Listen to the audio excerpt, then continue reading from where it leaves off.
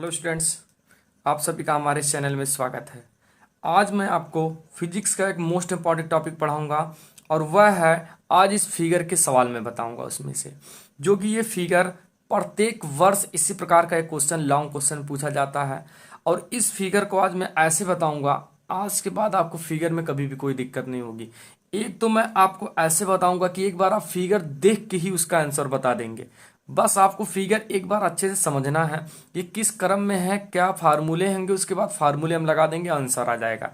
तो समझिएगा, इस क्वेश्चन में हमसे कह रहे हैं कि क्वेश्चन में ये पूछा जा रहा है कि संलग्न विद्युत परिपथ में बहने वाली विद्युत धारा की गणना कीजिए, अर्थात इसमें विद्युत धारा का मान पता करना। ये फिगर है अपना, ये बैटरी है 12 वोल्ट की है।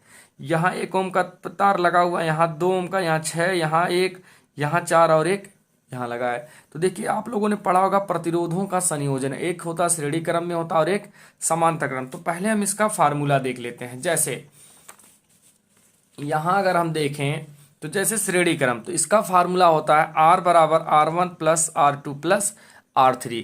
यहां पर देखिए, जैसे मैंने यहां पर कुछ फिगर बनाया, ये इसको मान लेता हूं R1, इसको मान लेते हैं R2 और इसे मान लेते हैं R3। ठीक है, ये किस क्रम में, देखिए एक ही तार में जुड़ा है, एक ही तार में तीनों प्रतिरोध जुड़े हैं। ये R जो होता है प्रतिरोध होता है, जो कैपिटल R है उसे तुल्य प्रतिरोध बोलते हैं। तो ये तीनों किस क्रम में जुड़े, श्रेणी क्रम में। जब श्रेणी क्रम में जुड़ेगा तो फार्मूला हम ये लगाएंगे, R बराबर R1 plus R2 plus R3।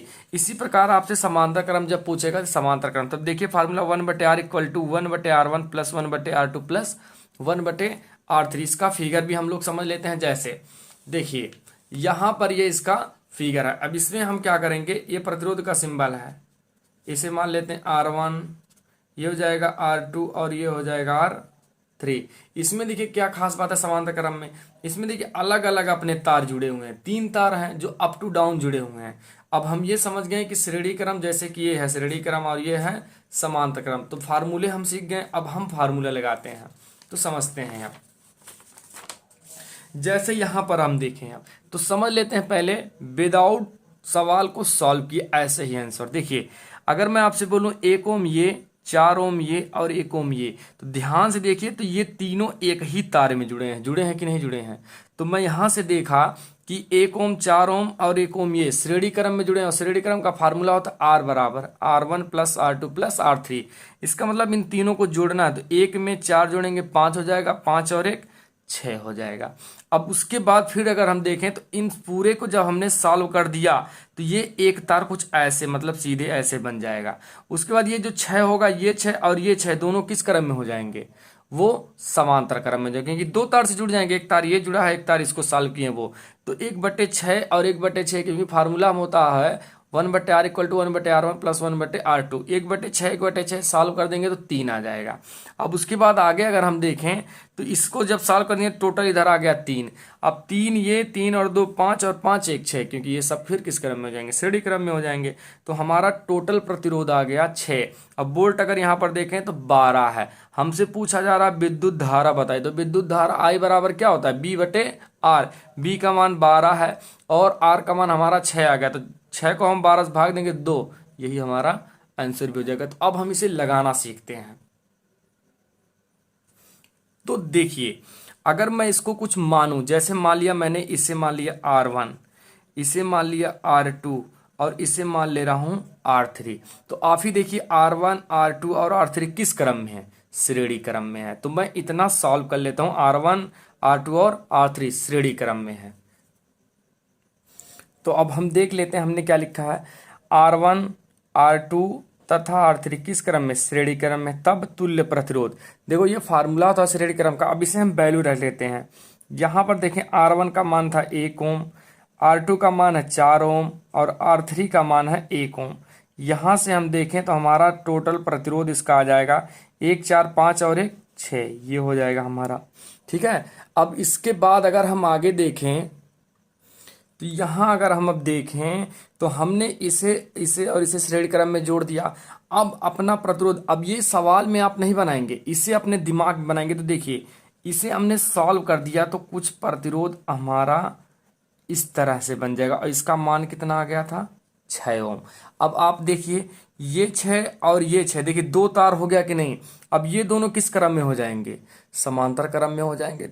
फिर हम लिखेंगे 6 ओम और आर का मान आया है 6 ओम, ये दोनों किस क्रम में हो गए, समांतर क्रम में हो गए। तो फिर हम इन दोनों को लिख लेते हैं 6 ओम समांतर क्रम में हो जाएंगे, तब फिर तुल्य प्रतिरोध। तो समझ लेते हैं अब, आर 6 ओम और ये 6 ओम किस क्रम में हो गया था, समांतर क्रम में, तब तुल्य प्रतिरोध। यह formula 1/r = 1/r1 + 1/r2 value रख। अब ये R1 का काम करेगा और ये R2 का मान हो जाएगा, तो वैल्यू रख लेते हैं।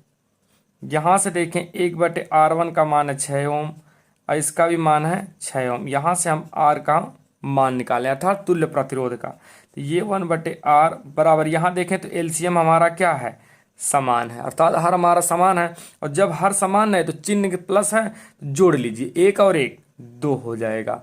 यहां ध्यान से देखें, यदि इसको देखें 2 एक अन्य 2 और 2 3 6, यदि हम इसे पलट दें तो ये भी क्या हो जाएगा, पलट जाएगा।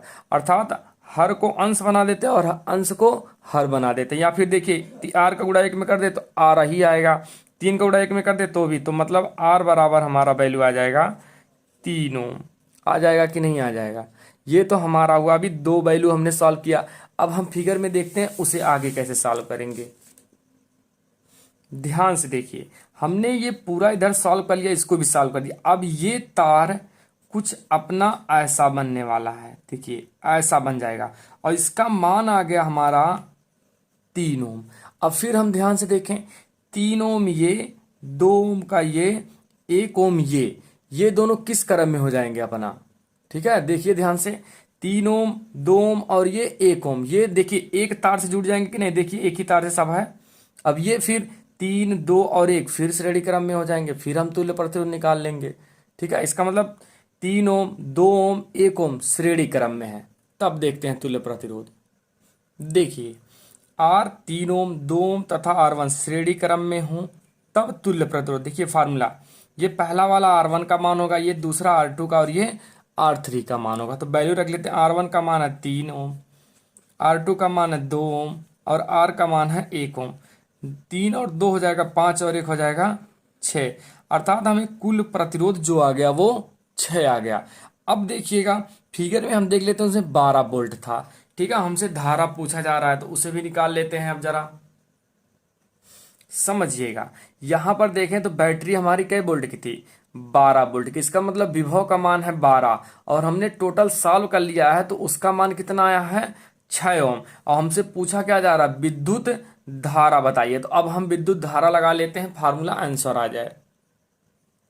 तो समझते हैं, हमारे पास फिर वोल्ट जो दिया था 12 वोल्ट की बैटरी थी, ठीक है। इतना वोल्ट की हमसे क्या पूछा जा रहा था, उसमें धारा का मान पता कर दीजिए, I बराबर क्वेश्चन मार्क।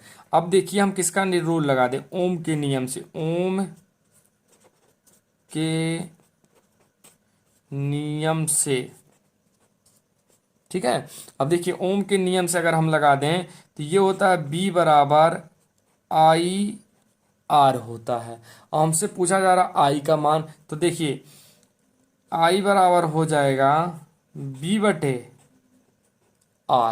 हो गया ना। अब वैल्यू रख लेते हैं, यहाँ देखिए B का मान हमारे पास है 12 और R का मान हमारे पास आया है 6, इसे हम काट देते हैं। तो ध्यान से देखें, 6 का नियम 6 और 6 दूना 12, इसका मतलब हमारे पास 2 आ जाएगा। यहाँ पर अगर हम देखें तो I का मान हमारा कितना आ गया, 2 एम्पियर, और यही क्या हो जाएगा, हमारा आंसर हो जाएगा।